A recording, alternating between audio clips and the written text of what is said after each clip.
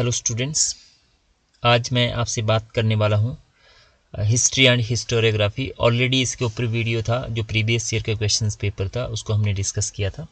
लेकिन बहुत सारे स्टूडेंट्स ये चाह रहे थे कि मोस्ट इम्पॉर्टेंट जो क्वेश्चंस है एग्जामिनेशन पॉइंट ऑफ व्यू से वो उसके ऊपर वीडियो बनाया जाए, क्योंकि ये जो पेपर है थोड़ा सा अलग है, रिसर्च से रिलेटेड ज़्यादा रहता है इसमें।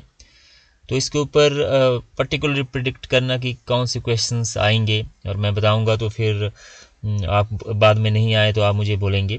लेकिन फिर भी जो एक तरीका है क्वेश्चंस को किस तरह से करना है, आपको क्वेश्चंस कोई और आ गया, थोड़ा सा घुमा के आ गया, तो उसको कैसे आप प्रेजेंट कर सकते हैं, जो 20 नंबर का क्वेश्चंस है। तो उसके ऊपर हम बात करेंगे कि प्रत्येक यूनिट में से अगर आप एक एक टॉपिक अच्छे से सिलेक्ट कर लेंगे तो वहाँ से आपका काम हो जाता है। अगर उसमें से सपोज क्वेश्चंस आपको नहीं आता, फिर भी आपने क्वेश्चंस को जो है वो अटेम्प्ट करना है किसी भी तरह से, थोड़ा सा आपको आइडिया जो है वो होना चाहिए। तो इसके ऊपर हम बात करेंगे और थोड़ा सा मैं आइडिया भी दूंगा कि कैसे इसमें से जो है वो आप क्वेश्चंस को तैयार कर सकते हैं। तो ये हमारा है ये history and historiography. History and historiography में आप देखेंगे तो जो फर्स्ट यूनिट है इसमें हिस्ट्री है, मीनिंग, नेचर एंड स्कोप। मतलब इसके जितने भी क्वेश्चंस बनेंगे आपके, एक ही क्वेश्चंस आपको तैयार करना है कि इतिहास क्या है, इसका अर्थ क्या है, इसकी प्रकृति क्या है और इसका कार्य क्षेत्र क्या है। फिर आपको इस तरह से इसमें पूछा जा सकता है कि इतिहास के उद्देश्य क्या है, या इतिहास जो अतीत और वर्तमान के बीच एक अंतहीन संवाद है, कार ने ऐसा बोला है, उसके संदर्भ में जो है वो आप इतिहास की विवेचना कीजिए। और हिस्ट्री में सब्जेक्ट मैटर क्या होता है, विषय वस्तु क्या होती है, जो हिस्टोरिकल रिसर्च है उसमें, है ना। या इतिहास एक विज्ञान है, ना कम है ना ज़्यादा है, जे.बी. व्यूरी के इस कथन के बारे में बताइए। तो इस तरह से आपके क्वेश्चंस पूछे जा सकते हैं। तो इसमें आपने सारा का सारा उसमें लिख देना है ना। आपने स्टार्ट करना है कि इतिहास है क्या, उसकी डेफिनेशन आपको देनी है, 2-4 डेफिनेशनें दे दी। उसके बाद इंट्रोडक्शन पे आ गए, उसके बाद थोड़ी सी बैकग्राउंड में आ गए कि इतिहास लेखन होता कैसे है ना, कैसे हम अतीत की घटनाओं का उसमें जिक्र करते हैं। और इतिहास जो वो अतीत और वर्तमान के बीच ये निरंतर चलने वाली एक प्रक्रिया है। और इसमें जो अलग अलग जो व्यक्ति हुए, जे.बी. व्यूरी ने इसको एक साइंस कहा, कार इसमें क्या कहता है कि तथ्य क्या है ना, उसमें तथ्यों के आधार पर जो इतिहास को कैसे लिखा जाता है, और इतिहास का उद्देश्य क्या है, क्या हम उससे सीखते हैं। तो ये सारे के सारे पॉइंट इसमें जो है वो आपने डिस्कस करने हैं। फिर दूसरा जो इस यूनिट का जो दूसरा टॉपिक है उसमें मेनली ये दिया गया कि सब्जेक्ट मैटर ऑफ हिस्ट्री, क्योंकि इतिहास जो लिखा जाता है वो तथ्यों के ऊपर आधारित है। और तथ्य हम कहाँ से प्राप्त करते हैं, अलग अलग सोर्सेज से प्राप्त करते हैं, है ना। फॉर एग्जांपल कहीं पे कुछ होता है, मान लो कोई केस हो जाता है, तो पुलिस क्या करती है, इन्वेस्टिगेट करती है ना। इन्वेस्टिगेट करने में वो क्या करती है, तथ्य जुटाती है, फैक्ट जुटाती है, कड़ियाँ जोड़ती है उसमें। तो इतिहास में भी यही है, कड़ियों को जोड़ा जाता है कि ये जो घटना हुई, मान लो कहीं रोड पे एक्सीडेंट हो गया, तो वो एक्सीडेंट कैसे हुआ, उसको पूरा पुलिस इन्वेस्टिगेट करती है, किसकी वजह से हुआ, ब्रेक फेल की वजह से हुआ या गाड़ी आपस में टकराई, है ना। तो वो फैक्ट जुटाती है।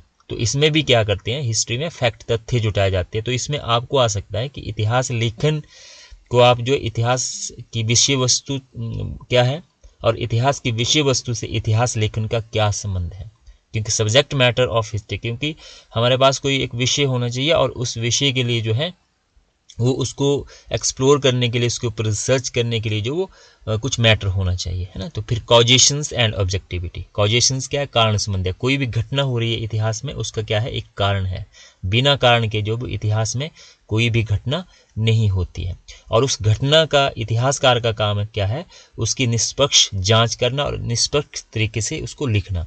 दैट इज कॉल्ड ऑब्जेक्टिविटी, है ना। ऑब्जेक्टिविटी विषय मतलब विषय परखता, मतलब निष्पक्षता से इतिहास, मतलब जो इतिहास है वो बाइस्ड नहीं होना चाहिए, है ना। बाइस्ड क्या है, जैसे मान लो अकबर है, अकबर के दरबार में अबुल फजल रहता है। अबुल फजल जो है वो अकबर के बारे में जो है वो क्या लिखेगा, बढ़ा चढ़ा कर लिखेगा। तो वो क्या हो गया, सब्जेक्टिविटी, है ना, क्योंकि वो उसके दरबार में रह रहा है। वो उसका जो पालन पोषण हो रहा है वो अकबर की वजह से हो रहा है, इसलिए उसने अकबर की जो बुरी बातें हैं उसको वो नहीं बताएगा, अच्छी बातें बताएगा।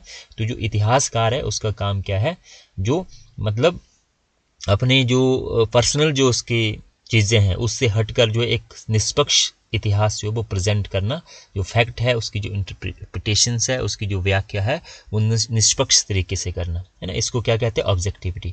और सब्जेक्टिविटी क्या हो गई, पर्टिकुलरली कि हम जो है वो उसमें ऑब्जेक्टिव नहीं होते हैं, ज़्यादा बाइस्ड उसमें हो जाते हैं, जैसे मैंने आपको एग्जांपल दिया। तो इसमें सब्जेक्टिविटी और ऑब्जेक्टिविटी शॉर्ट क्वेश्चंस आपको आ सकते हैं। लास्ट वाला जो क्वेश्चन है कि जो है वो ऑब्जेक्टिविटी क्या है और सब्जेक्टिविटी इतिहास में क्या है। फिर इसी में आपको पूछा जा सकता है कि इतिहास जो है वो आंकड़ों का एकीकरण और चयन के जो सिद्धांत क्या है, उसकी उपयोगिता क्या है, आंकड़ों को हम कैसे एकत्रित करते हैं। तो इसमें यही होगा कि फैक्ट क्या है ना। तो फैक्ट ही आंकड़े हैं, आंकड़े जो है वो फैक्ट से जुटाए जाएंगे, अलग अलग जो फैक्ट है हमारे पास, और उसके आधार पर फिर यहाँ भी जैसे क्वेश्चन दिया कि इतिहास की व्याख्या के कारणों को में जो है कारणों के योगदान का विश्लेषण कीजिए। कॉजेशन क्या है, मतलब कारण क्या है, उसकी इंटरप्रिटेशंस कीजिए। कारण संबंध क्या है, थ्योरी ऑफ कॉजेशंस, है ना, कि कोई भी घटना इतिहास में जो वो बिना कारण के नहीं होती है ना। हर एक घटना के पीछे कोई ना कोई कारण होता है, दैट इज कॉल्ड कॉजेशंस। तो कॉजेशंस के ऊपर शॉर्ट क्वेश्चंस आपको यहाँ पे आ सकता है। तो आपको ये अंडरस्टैंड हो गया होगा। ऑब्जेक्टिविटी विषय वस्तुता, जैसे मैंने विषय निष्ठता, और सब्जेक्टिविटी जैसे मैंने आपको बताया, इस पे आपको शॉर्ट क्वेश्चन जो है वो यहाँ पे आ सकते हैं। अब इसके बाद दूसरा जो है हमारा, ये इजी है थोड़ा सा, कि history and allied disciplines. History का अन्य विषयों के साथ क्या संबंध है।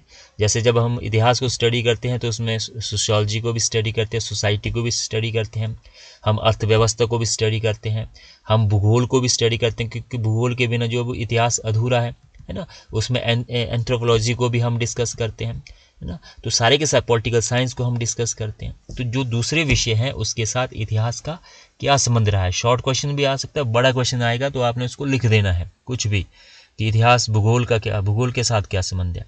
क्योंकि भूगोल के बिना, उसमें कहा जाता है कि भूगोल जो है वो एक मतलब ऐसा एक मंच है जिस पर इतिहास का मंचन किया जाता है, उसको प्ले किया जाता है। क्योंकि बिना टेरिटरी, बिना क्षेत्र के जो इतिहास संभव नहीं है।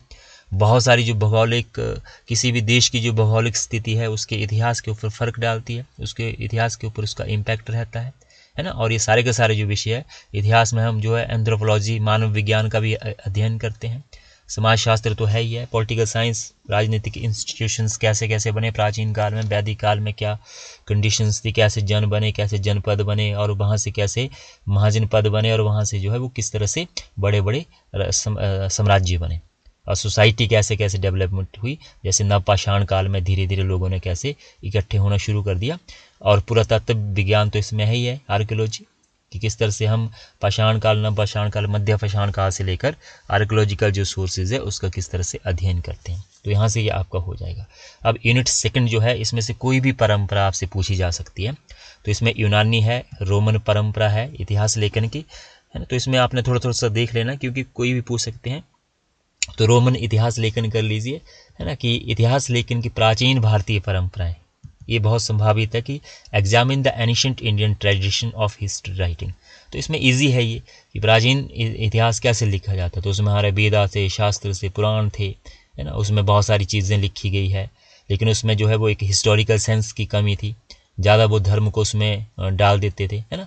तो इसमें घुमा फिरा के क्वेश्चन आपसे पूछा जाता है कि प्राचीन भारत में इतिहास लेखन की परंपरा अधिक समृद्ध थी आधुनिक काल से, इसके बारे में अपने फैक्ट दीजिए। तो इसमें आपने निष्पक्ष होके, मतलब इसमें आपने जो है वो इसका क्रिटिसिज्म कर सकते हैं, पक्ष और विपक्ष दोनों आपने लिखने हैं, है ना। कि प्राचीन काल में इतिहास तो लिखा गया लेकिन वो ज़्यादा ऑथेंटिक नहीं है, क्योंकि उसमें धर्म को मिला दिया, कहीं पे कल्पना को उसमें सहारा लिया गया, है ना। तो इसमें इस तरह से आप कह सकते हैं कि प्राचीन भारतीय ऐतिहासिक परंपरा और रोमन हिस्टोरियोग्राफी, इस तरह से आपसे पूछा जा सकता है।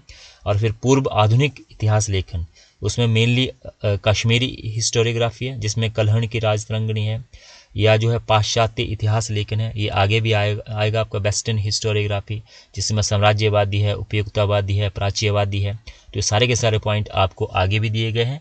यहाँ से आपका बन जाएगा कि पश्चिमी इतिहास लेखन क्या था, इसकी शुरुआत कैसे हुई। जैसे जब यूरोपियन इंडिया में आए तो उन्होंने इतिहास लिखना जो है वो कैसे शुरू किया, है ना। फिर यहाँ पे जब इंडिया है हमारा, इसमें राष्ट्रवादी इतिहास लेखन है। तो राष्ट्रवादी इतिहास लेकिन क्या था, जब पाश्चात्य इतिहासकारों ने इंडिया के बारे में भला बुरा कहा, उन्होंने बोला कि आपका इतिहास अच्छा नहीं था, आपकी संस्कृति अच्छी नहीं थी, आपका समाज अच्छा नहीं था, आपकी राजनीतिक संस्थाएं अच्छी नहीं थी। तो यहाँ पे फिर जो है जो नेशनलिस्ट हिस्टोरियन हुए, जिसमें आरसी मजूमदार वगैरह जो लोग थे, या जदुनाथ सरकार है, तो इन्होंने क्या किया, राष्ट्रवादी इतिहास लेखन का जो मेन उद्देश्य था, प्राचीन भारत की जो अच्छी चीज़ें थी उसको एक्सप्लोर करना, ताकि जो हमारे लोग बिल्कुल ही मतलब डिमोरलाइज हो चुके थे उनको दोबारा से उनको मतलब एक, क्योंकि यूरोपियंस ने गलत इतिहास पढ़ाया था, क्योंकि उनको इंडिया के ऊपर राज करना था। तो जो हमारा राष्ट्रवादी इतिहास लेखन था, उन्होंने बोला कि हमारा गुप्ता काल जो था वो गोल्डन पीरियड था, है ना। और उन्होंने अच्छी अच्छी चीज़ें जो हमारे प्राचीन इतिहास की थी उसको लोगों के सामने ये लाते हैं, है ना। तो इसको राष्ट्रवादी है। फिर मार्क्सवादी इतिहास लेखन है। तो मार्क्सवादी क्या बोलते हैं कि वो अर्थव्यवस्था को ध्यान में रखकर जो वो इतिहास की बात करते हैं। और यहाँ पे आपसे फिर कल्हण की राजतरंगिणी या चंबा की वंशावली जो है उसके बारे में पूछा जा सकता है। तो चंबा की किस तरह से राजा जो थे, जैसे मारूवर्मन से लेकर साहिल वर्मन तक कौन कौन से राजा उसमें हुए, और जो वंशावली है चंबा, उसमें किन किन राजाओं के नाम आते हैं।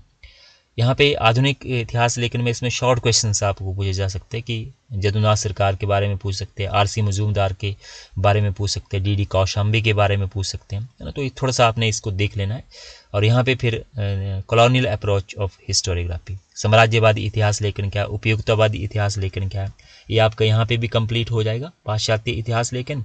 और यही चीज़ यहाँ पे ही है ना। तो घुमा फिरा के क्वेश्चन है ये इसमें।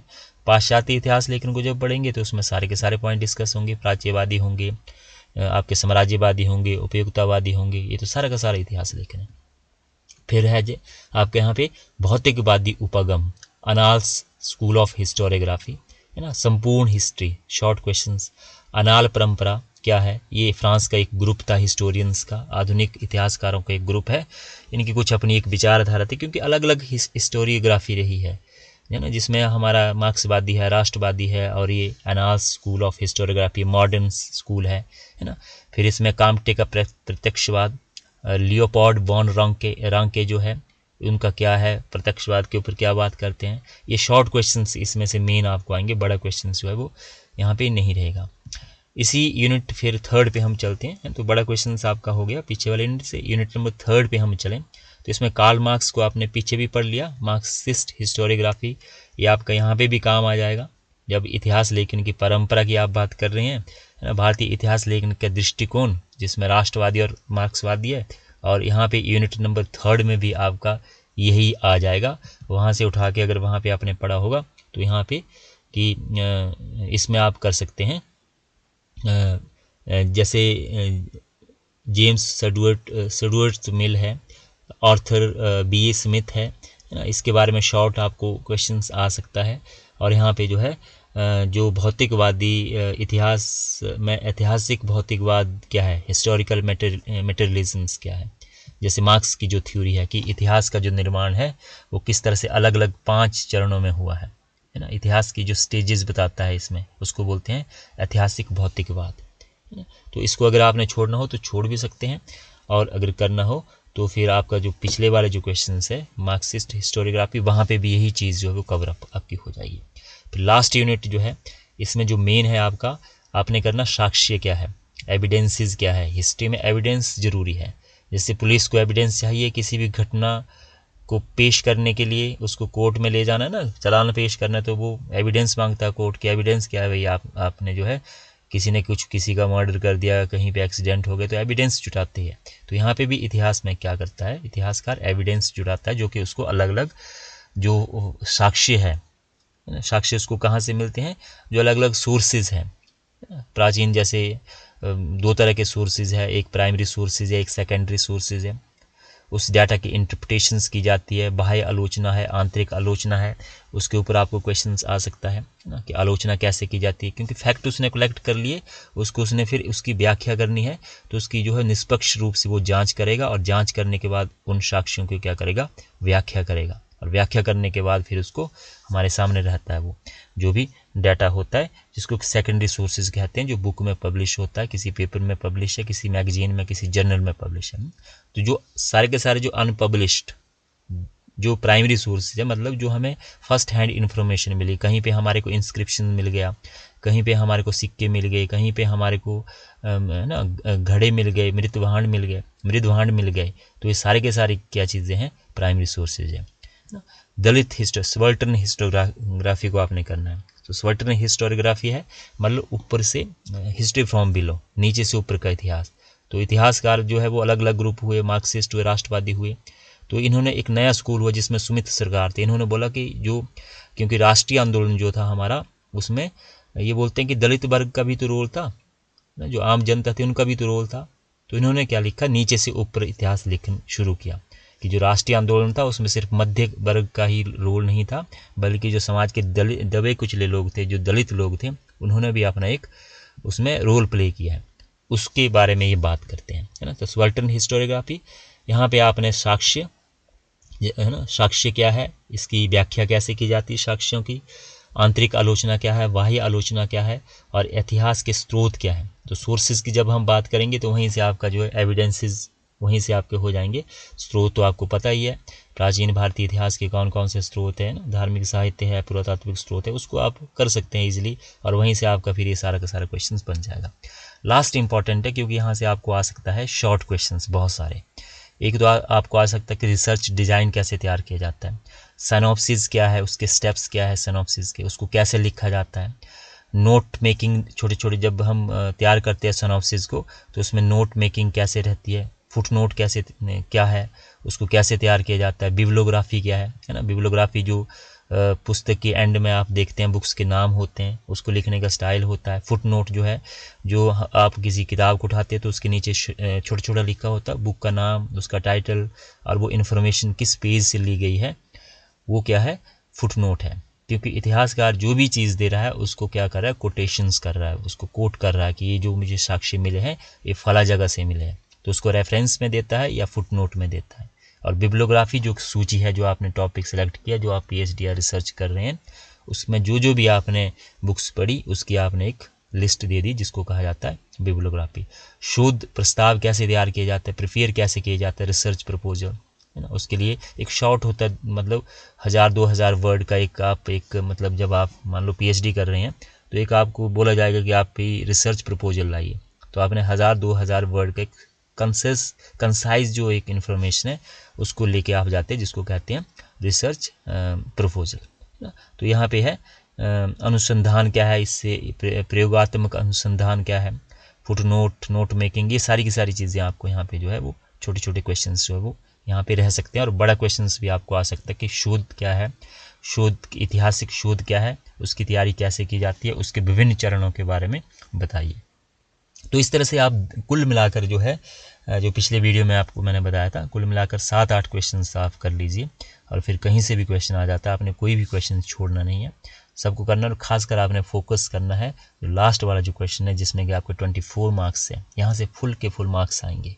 तो ये छोटी छोटी जो चीज़ें हैं, इसको जब बड़ा क्वेश्चन आप तैयार करेंगे तो वहीं से आपका छोटा क्वेश्चन भी बन जाएगा। तो आई होप इससे आपको हेल्प मिली होगी, है ना। फिर ये लास्ट जो है, इतिहास में शोध प्रस्ताव की तैयारी, प्रपोजल कैसे तैयार किया जाता है ना, कैसे आप सब्जेक्ट को चूज करेंगे। आप बताएंगे कि मैंने एक सब्जेक्ट लिया, मैंने एक समस्या ली, उस समस्या का हल किया, और फिर जो है वो डिफरेंट उसमें टूल्स और मेथड जो है वो अडॉप्ट किए। तो आई होप इससे आपको हेल्प मिली होगी। Thank you very much. कोई आपकी समस्या हो तो आप मुझे बता सकते हैं। Thank you very much.